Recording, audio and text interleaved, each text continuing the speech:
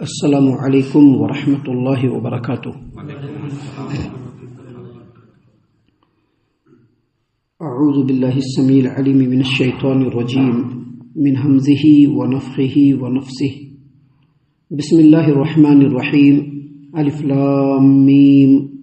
احسب الناس ان يتركوا ان يقولوا آمنا وهم لا يفتنون وَلَقَدْ فَتَنَّا الَّذِينَ مِن قَبْلِهِمْ فَلَيَعْلَمَنَّ اللَّهُ الَّذِينَ صَدَقُوا وَلَيَعْلَمَنَّ الْكَاذِبِينَ أَمْ حَسِبَ الَّذِينَ يَعْمَلُونَ السَّيِّئَاتِ أَن يَسْبِقُونَا سَاءَ مَا يَحْكُمُونَ۔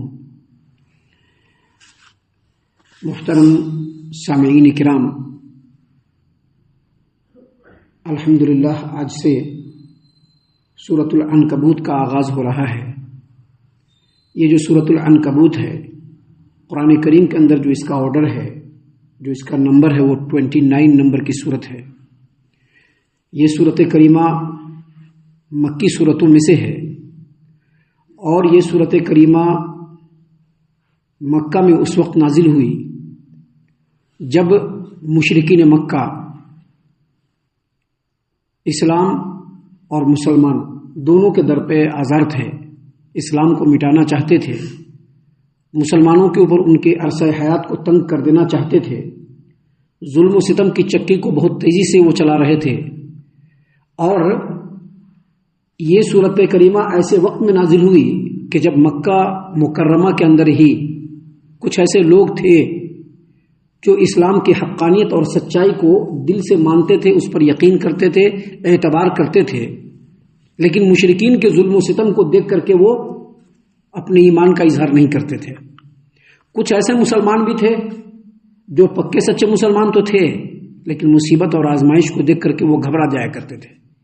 اور اس وقت مسلمانوں کا ایک ایسا طبقہ بھی تھا جو راسخ الایمان تھے، مضبوط اور پختہ ایمان والے تھے، اور جو اسلام اور ایمان کی راہ میں آنے والے تمام مصائب، تمام پریشانیوں، تمام مشکلات کو ہنستے ہوئے جھیلتے تھے، صبر کرتے تھے، برداشت کرتے تھے۔ اس صورت کریمہ کے ذریعے سے اور جو آیات ابھی آپ کے سامنے پڑھی گئی ہے، ان آیات کے ذریعے سے اللہ تبارک و تعالیٰ نے تمام لوگوں کو متنبہ کیا، آگاہ کیا، اور یہ بتلایا کہ اگر ایمان لائے ہو، اسلام قبول کیے ہو، تو آزمائش تو آئے گی ہی۔ سامعین کرام، آج کے ڈیٹ میں کیا ہوتا ہے، مصیبت اور آزمائش کو دیکھ کر کے مسلمان چاہے وہ انفرادی ہو یا اجتماعی ہو، بہت ساری جگہوں پر کمپرمائز کر لے رہے ہیں، شرک و کفر کے دلدل میں پوری جماعت کو ڈھکیلنے کے لیے ریڈی ہیں۔ نام دیتے ہیں بھائی چارہ کا، نام کیا دیتے ہیں؟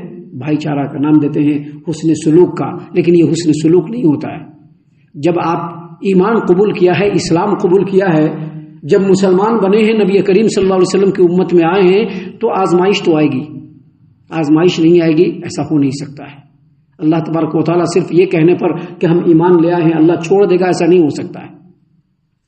دیکھیے سورت کریمہ کا آغاز ہے، اللہ تبارک و تعالیٰ نے سب سے پہلے فرمایا الف لام میم، یہ حروف مقطعات ہے۔ اس کے بارے میں اس سے پہلے کئی صورتوں کے اندر ہم نے اس کی تفسیر بتلائی ہے، اور یہ کہا ہے کہ یہ جو حروف مقطعات ہے، اس کے معنی اور مفہوم کو اللہ کے علاوہ کوئی نہیں جانتا ہے، اور اس طرح کے حروف مقطعات کو جو اللہ تبارک و تعالیٰ نے قرآن کریم میں نازل فرمایا ہے، اس کے پیچھے جو مقصد ہے وہ یہی ہے کہ تمام لوگوں کو معلوم چل جائے کہ یہ جو قرآن کریم ہے اللہ کا کتاب ہے، اللہ کی کتاب ہے، اور اس کے برابر کوئی لا نہیں سکتا ہے، اس کے چیلنج کو کوئی ایکسپٹ کر نہیں سکتا ہے۔ لہذا جب یہ اللہ کی کتاب ہے تو اس کے ایک ایک بات کے اوپر ایمان لانا ہے اور اس پر عمل کرنے کی کوشش کرنی ہے۔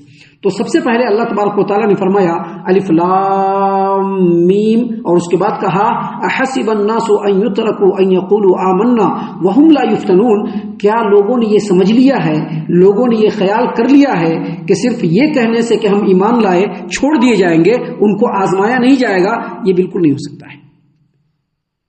جب مسلمان بنے ہیں تو آزمائش ہوگی، آزمائش سے گھبرا کر کے کفر و شرک سے سازباز کر لینا، اور کفریہ اور شرکیہ اعمال کو انجام دے کر کے یہ سمجھ لینا کہ ہم سچے مسلمان ہیں، بڑے بھائی چارہ کو پیدا کرنے والے ہیں، تو یہ غلط ہے۔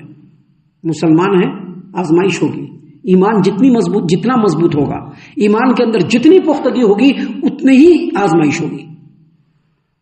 دیکھیے ایک حدیث ہے جس کو امام ترمذی اپنی جامع ترمذی ابواب الزہد حدیث نمبر 2398 پر روایت کیا ہے، نبی کریم صلی اللہ علیہ وسلم نے فرمایا اشد الناس بلاء الانبیاء، یعنی سب سے زیادہ آزمائش، سب سے زیادہ مصیبت، سب سے زیادہ آزمائش نبیوں کی ہوتی ہے، اور پھر کہا ثم الصالحون، اور پھر نیکوکار لوگوں کی آزمائش ہوتی ہے۔ اگر ابھی آزمائش آئی ہے تو گھبرانا نہیں چاہیے، کیونکہ آزمائش سے ہی اللہ تبارک و تعالی خیر و برکت کی راہوں کو کھول دیتا ہے، آزمائش سے ہی اللہ تبارک و تعالی درجات کو بلند فرما دیتا ہے، آزمائش سے ہی اللہ تبارک و تعالی اپنے بندوں کو مقرب بنا لیتا ہے۔ لہذا آزمائش آئی ہے تو گھبرانا نہیں چاہیے، کیونکہ سب سے سخت آزمائش کن کی ہوتی تھی؟ نبیوں کی ہوتی تھی، ثم الصالحون، اور پھر نیکوکار لوگوں کی۔ قرآن و حدیث ہمارے سامنے بیان کیا گیا، اللہ کے باتوں کو بیان کیا گیا، نبی کی تعلیمات کو بیان کیا گیا، ہم نے سنا، سمجھا، غور کیا، یقین کر لیا کہ یہ صحیح ہے، لیکن پھر ڈر گئے کہ کہیں اس پر عمل کریں گے تو پورا سماج ہمارے خلاف نہ ہو جائے۔ یہ آزمائش سے بھاگنا ہوا، یہ آزمائش سے بھاگنا ہوا، یہ آزمائش کے اوپر چلنا نہیں ہوا، یہ آزمائش سے بھاگنا ہوا۔ کیونکہ جب ہم نبی کی بات پر یقین کریں گے اور اللہ اور اس کے رسول پر ایمان لائیں گے اور اس پر عمل کرنے کی کوشش کریں گے ان کی باتوں کے اوپر، تو یقیناً آزمائش آئے گی۔ کیونکہ سب سے سخت آزمائش کن کی ہوتی تھی؟ نبیوں کی، پھر نیکوکار لوگوں کی، اور پھر جو نیکی میں ان کے مثل ہو ان کی آزمائش ہوگی، اور پھر نبی کریم صلی اللہ علیہ وسلم نے فرمایا یبتلی الرجل علی حسب دینہ، لوگوں کو ان کے دین کے حساب سے اللہ آزماتا ہے۔ ان کان فی دینہ صلابۃ زید فی بلائہ، اگر دین مضبوط ہوگا اللہ آزمائش کو بھی مضبوطی سے لے گا۔ تو آزمائش سے گھبرانا نہیں چاہیے۔ اللہ تبارک و تعالیٰ نے اسی بات کو یہاں پر بیان فرمایا ہے، احسب الناس ان یترکوا ان یقولوا آمنا وهم لا یفتنون، کیا لوگوں نے یہ خیال کر لیا ہے کہ صرف یہ کہنے سے کہ ہم ایمان لے آئے چھوڑ دیے جائیں گے؟ نہیں چھوڑے جائیں گے، ان کو آزمایا جائے گا۔ صحیح البخاری کتاب المناقب کی روایت ہے، سیدنا خباب بن ارت رضی اللہ عنہ اس حدیث کے راوی ہیں، وہ کہتے ہیں کہ ایک دن ہم لوگ نبی کریم صلی اللہ علیہ وسلم کے پاس ہم گئے، میں گیا، نبی کریم صلی اللہ علیہ وسلم کعبہ کے دیوار کے سائے میں چادر پہ ٹیک لگا کر کے، تکیہ لگا کر کے بیٹھے ہوئے تھے۔ ہم نے کہا کہ اللہ کے رسول صلی اللہ علیہ وسلم ہمارے لیے دعا کر دیجئے، کیونکہ کفار و مشرکین بہت زیادہ ستا رہے ہیں، بہت زیادہ۔ خباب بن ارت رضی اللہ عنہ مکہ کے رہنے والے، اور مکہ کے لوگ ہی ستا رہے ہیں، باہر کے لوگ نہیں ستا رہے ہیں، باہر کا آدمی آ کر کے نہیں ستا رہا ہے، مکہ کے لوگ ہی ستا رہے ہیں، جو اپنے ہیں، جن کے ساتھ اٹھنا بیٹھنا ہے، جن کو دیکھ رہے ہیں، جن سے لین دین ہے، جن سے کاروبار ہے، وہ لوگ ستا رہے ہیں۔ کہا کہ اللہ کے رسول صلی اللہ علیہ وسلم آپ اللہ کے سچے نبی ہے، دعا کر دیجئے، لوگوں کو پریشان کر رہے ہیں۔ نبی کریم صلی اللہ علیہ وسلم تکیہ لگا کر کے، ٹیک لگا کے بیٹھے تھے، سیدھے بیٹھ گئے اور ناراض ہو گئے اور کہا کہ تم سے پہلے جو لوگ گزرے، جو سچے دین پر تھے، ان کو ان کے دین کے آزمائش میں لوہے کا کنگھا ان کے کندھوں، ان کے پٹھوں، ان کے اعصاب اور گوشت کے اندر ڈال کر کے ان کو کھینچ دیا جاتا تھا آزمائش میں، لیکن وہ لوگ اپنے سچے دین سے نہیں پھرتے تھے۔ ان کے سروں پر آرا رکھ کر کے 2 ٹکڑے کر دیا جاتا تھا، لیکن وہ لوگ دین سے نہیں پھرتے تھے۔ تم لوگوں کے پاس تو کچھ بھی نہیں، اللہ اپنے کام کو پورا کرے گا۔ لہذا یہاں پر مسلمانوں کو، ایمان والوں کو یہ سمجھ لینا چاہیے کہ اگر ہم ایمان لائے ہیں تو اللہ تبارک و تعالیٰ آزمائے گا۔ کیوں آزمائے گا اللہ تبارک و تعالیٰ؟ آگے اللہ نے فرمایا وَلَقَدْ فَتَنَّا الَّذِينَ مِن قَبْلِهِمْ فَلَيَعْلَمَنَّ اللَّهُ الَّذِينَ صَدَقُوا وَلَيَعْلَمَنَّ الْكَاذِبِينَ، اس لیے اللہ آزمائے گا کہ اللہ ان سے پہلے لوگوں کو بھی آزما چکا ہے۔ ابھی ہم سے پہلے جو لوگ گزرے ان کو بھی اللہ آزما چکا ہے، صحابہ کرام سے پہلے جو لوگ گزرے اللہ تعالیٰ ان کو بھی آزما چکا ہے۔ اللہ نے فرمایا وَلَقَدْ فَتَنَّا الَّذِينَ مِن قَبْلِهِمْ، اور جو لوگ ان سے پہلے گزر چکے ہم نے ان کو بھی آزمایا تھا، یقیناً آزمایا تھا۔ فَلَيَعْلَمَنَّ اللَّهُ الَّذِينَ صَدَقُوا وَلَيَعْلَمَنَّ الْكَاذِبِينَ، آزمانے کا جو مطلب ہوتا ہے وہ یہ تاکہ اللہ جانچ لے۔ حالانکہ اللہ کو تو سب معلوم ہے، اللہ تو سب چیز جان رہا ہے، لیکن یہاں پر شہادت دینا ہے، گواہی دینا ہے کہ اللہ تمام لوگوں کے سامنے یہ جاننا چاہتا ہے کہ کون جو ہے وہ سچا ہے اپنے دین میں، اپنے ایمان میں، اور کون جھوٹا ہے۔ گویا اس سے یہ پتا چلا کہ آزمائش تو آئے گی ہی، اگر مسلمان بنے ہیں، ایمان قبول کیے ہیں، اسلام میں آئے ہیں تو آزمائش ہوگی.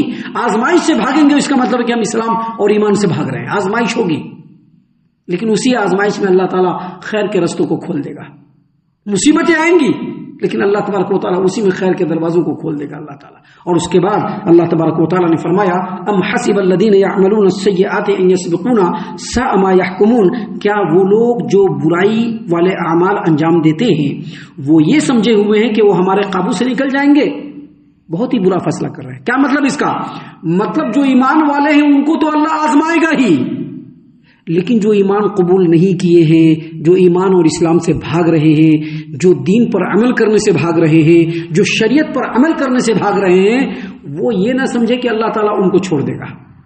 ان کو اللہ تعالیٰ جس عذاب میں اور جس مصیبت میں گرفتار فرمائے گا وہ ان کی آزمائش سے بھی زیادہ سخت ہوگا، جس سے وہ نکل نہیں سکیں گے. اسی چیز کو اللہ نے فرمایا کہ ام حسب الذین یعملون السیئات ان یسبقونا، کیا وہ لوگ ان یسبقونا، کیا وہ لوگ جو برے کام کرتے ہیں، ایمان نہیں لاتے ہیں، شریعت پر عمل نہیں کرتے ہیں، کیا ان لوگوں نے یہ سمجھ لیا ہے کہ وہ ہم سے بچ کر کے نکل جائیں گے؟ یعنی وہ ہم کو پیچھے چھوڑ دیں گے، ان کو مصیبت نہیں آئے گی، ان کو عذاب آئے گا، ان کو بھی سزا ملے گی لیکن ان کی سزا مومنوں سے زیادہ سخت ہوگی. اور اللہ نے فرمایا ساء ما یحکمون، یہ جو فیصلہ کر رہے ہیں بہت برا فیصلہ کر رہے ہیں. آزمائش میں تو سب کو پڑنا ہے. سامعین کرام، آگے اللہ تبارک و تعالیٰ نے اور بھی باتیں بیان کی ہیں جو ان باتوں کی وضاحت میں ہیں، جس کو انشاءاللہ کل ہم آپ کے درس میں پیش کریں گے، کل ہم آپ کے سامنے درس قرآن کے اندر پیش کریں گے. ہم اللہ سے دعا کرتے ہیں کہ اللہ تعالیٰ ہم تمام کو ان باتوں کے اوپر خوب غور و فکر اور تدبر کرنے کے ساتھ ساتھ ان باتوں پر عمل کرنے کی بھی توفیق عنایت فرمائے. آمین. اللہ تعالیٰ ہم تمام کو صحیح معنوں میں پکا سچا مومن مسلمان بنائے. اللہ اور اس کے رسول صلی اللہ علیہ وسلم کی اطاعت و فرما برداری کرنے کی توفیق عطا فرمائے. صحابہ کرام رضی اللہ عنہم کے اسوہ حسنہ پر چلنے کی توفیق عطا فرمائے. جنت الفردوس میں جگہ عطا فرمائے. اے اللہ ہم تمام کو جہنم سے پناہ دے. اے رب العالمین ہم تمام کو جہنم سے پناہ دے. اے مالک الملک ہم تمام کو جہنم سے پناہ دے. آمین یا رب العالمین. وما علینا الا البلاغ المبین.